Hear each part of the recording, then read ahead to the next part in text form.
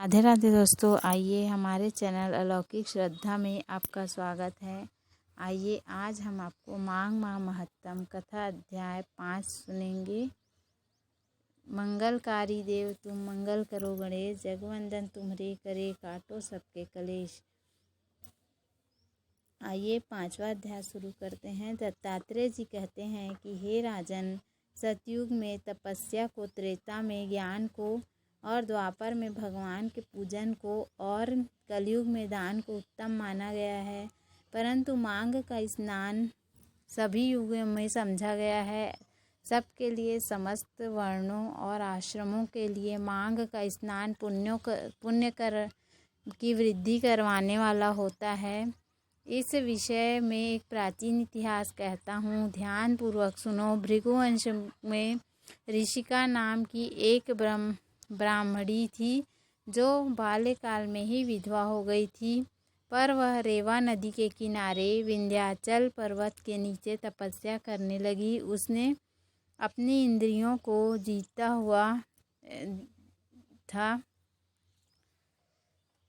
वो सदैव सत्य बोलने वाली, सुशील, दानशीलता तथा तप करके शरीर को सुखाने वाली थी। वह अग्नि में आहुति देकर उच्च वृत्ति द्वारा और छठे काल में भी भोजन करती थी। उच्च वृत्ति इसका अर्थ है कि वो धान्य के कणों का संग्रह कर उसी को खाकर तपस्या करती थी। वह वत्कल धारण करती थी। वत्कल मतलब वृक्ष की छाल का कपड़ा, और संतोष से अपना जीवन व्यतीत करती थी। उसने रेवा और कपिल नदी के संगम में 60 वर्ष तक माघ स्नान किया और फिर वहीं पर मृत्यु को प्राप्त हो गई।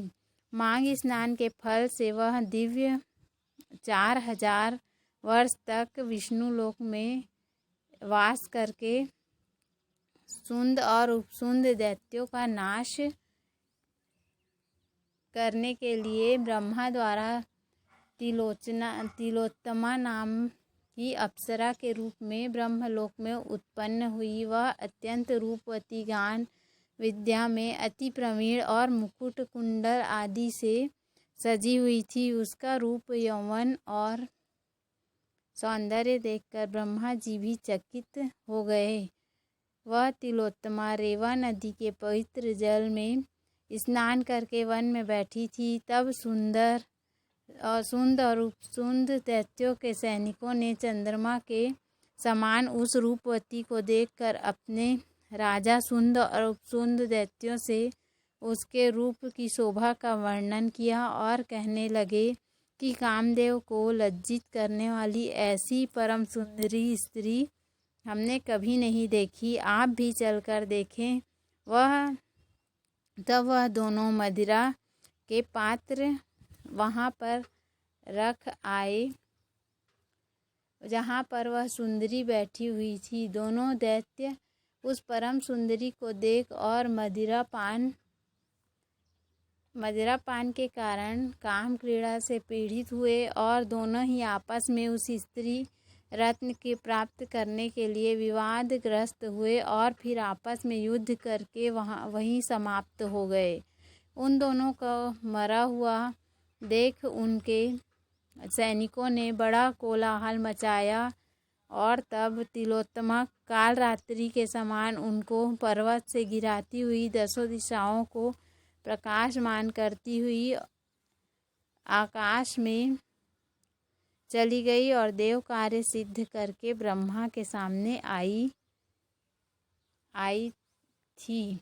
ब्रह्मा जी ने प्रसन्नता से कहा कि हे चंद्रावती, मैंने तुमको सूर्य के रथ पर स्थान दिया। जब तक आकाश में सूर्य स्थित है, नाना प्रकार के भोगों को भोगो। सो हे राजन, वह ब्राह्मणी अब भी सूर्य के रथ पर मास स्नान के उत्तम भोगों को भोग रही है। इसलिए श्रद्धावान पुरुषों को उत्तम गति पाने के लिए यत्न के साथ माघ मास में विधि पूर्वक स्नान करना चाहिए। माघ माह महत्तम 5वां अध्याय समाप्तम। तो उम्मीद है आपको हमारा वीडियो पसंद आया होगा। यदि हमारा वीडियो पसंद आए तो वीडियो को लाइक करें, चैनल को सब्सक्राइब करें। अगली कथा हम कल सुनेंगे। धन्यवाद। राधे राधे।